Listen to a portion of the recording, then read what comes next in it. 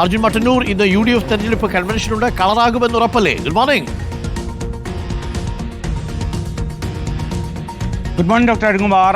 കളറാകുമെന്ന് ഉറപ്പാണ്. പ്രത്യേകിച്ച് സംസ്ഥാന ദേശീയ നേതാക്കൾ, അത് എല്ലാ മുന്നണികളുടെ നേതാക്കളും നിലമ്പൂരിലേക്ക് പറന്നിറങ്ങുകയാണ്. ഇന്നലെ LDFന്റെ കൺവെൻഷൻ കണ്ടതാണ്. മുഖ്യമന്ത്രി അടക്കമുള്ള LDFന്റെ പ്രധാനപ്പെട്ട നേതാക്കൾ എല്ലാവരും ഒരു വേദിയിൽ ഒന്നിച്ചെത്തി സ്വരാജിനെ വിജയിപ്പിക്കണമെന്ന് ആവശ്യപ്പെടുന്നു. അതിന് പിന്നാലെ അതേ സ്ഥലത്ത് തന്നെ ഇന്ന് UDFന്റെ കൺവെൻഷൻ നടക്കുകയാണ്. നിലമ്പൂരിലെ കോടതിപ്പടിയിൽ വൈകിട്ട് 3 മണിക്കാണ് കൺവെൻഷൻ. AICC ജനറൽ സെക്രട്ടറിയായ KC വേണുഗോപാലാണ് കൺവെൻഷൻ ഉദ്ഘാടനം ചെയ്തത്.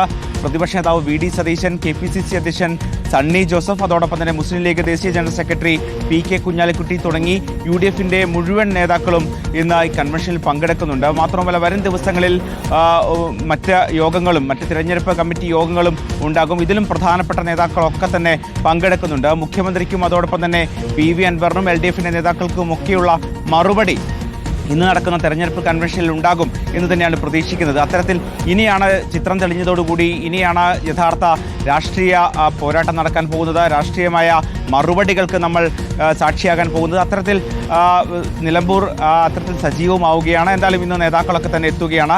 അതോടൊപ്പം തന്നെ ആര്യാടൻ ഷൗക്കത്ത് ഇന്ന് രാവിലെ മുതൽ തന്നെ പ്രചാരണം ആരംഭിച്ചിട്ടുണ്ട്. ഇന്ന് പ്രവേശനോത്സവത്തോടനുബന്ധിച്ച് ചില സ്കൂളുകൾ സന്ദർശിക്കുന്നുണ്ട്. അതോടൊപ്പം തന്നെ ചില ക്ഷേത്ര ഉത്സവങ്ങളുണ്ട്, അവിടെ സന്ദർശിക്കുന്നുണ്ട്. അതിനുശേഷം ഉച്ചയ്ക്ക് ശേഷം പ്രധാനമായും തിരഞ്ഞെടുപ്പ് കൺവെൻഷൻ തന്നെയാണ്. എന്തായാലും നാളെ മുതൽ സജീവമായി തന്നെ പ്രചാരണ രംഗത്തേക്ക് ഇറങ്ങുന്നുമുണ്ട്. പൊതുവെ കാലാവസ്ഥ എങ്ങനെയുണ്ട് അർജുൻ മട്ടന്നൂർ, നിലമ്പൂരിൽ?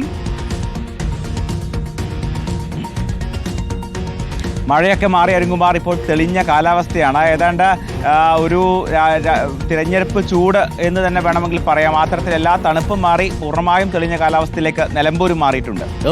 സൂര്യൻ തെളിഞ്ഞിരിക്കുന്നു. ഇനി നിലമ്പൂരിൽ ആര് സൂര്യൻ എന്നുള്ളതാണ് ചോദ്യം. കടുത്ത പോരാട്ടമാണെന്ന കാര്യത്തിൽ സംശയമില്ല. ട്വിസ്റ്റുകളും സൂപ്പർ ട്വിസ്റ്റുകളും കൊണ്ട് നിലമ്പൂരിലെ തെരഞ്ഞെടുപ്പ് ഇതിനകം തന്നെ വാർത്താശ്രദ്ധ നേടിക്കഴിഞ്ഞിരിക്കുന്നു. ഇനിയുള്ള 17 ദിവസങ്ങളിലും നിലമ്പൂരിലെ വോട്ടർമാരുടെ മുന്നിൽ ഒട്ടേറെ രാഷ്ട്രീയ വിഷയങ്ങളെത്തും. പല തന്ത്രങ്ങളും മുന്നണികൾ പയറ്റും. ആ തന്ത്രങ്ങളെല്ലാം നിലമ്പൂരിനും പൊതുവെ കേരള രാഷ്ട്രീയത്തിനും ഗുണകരമാകട്ടെ എന്ന് മാത്രം നമ്മൾ ആശംസിക്കുന്നു.